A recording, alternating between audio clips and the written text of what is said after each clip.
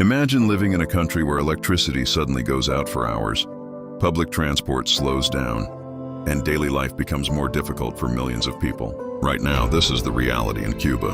The country is facing a serious energy and economic challenge, and people around the world are trying to understand what is happening. In recent months, many areas of Cuba have experienced frequent power outages. Even in the capital city, Havana, electricity cuts have affected homes, businesses, and transportation. Energy experts say the main reason is limited fuel supplies and aging power infrastructure. When fuel deliveries are delayed or reduced, power plants cannot operate at full capacity. This leads to electricity shortages across the country.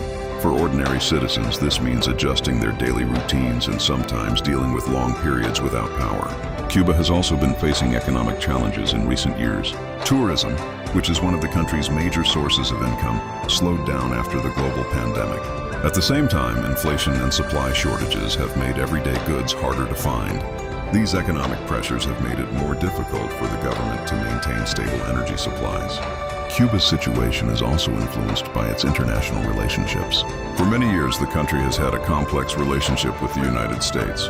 Economic restrictions between the two countries have existed for decades and continue to affect trade and financial activities.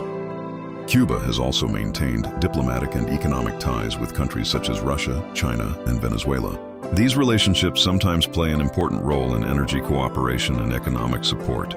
Government officials in Cuba say they are working on several solutions.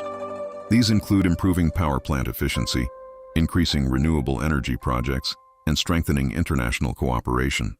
Experts believe that solving the crisis will take time and careful economic planning. For now, people in Cuba continue to adapt to the situation while hoping for improvements. The coming months will be important in determining how the country manages its energy and economic challenges, and the world will continue watching how this situation develops.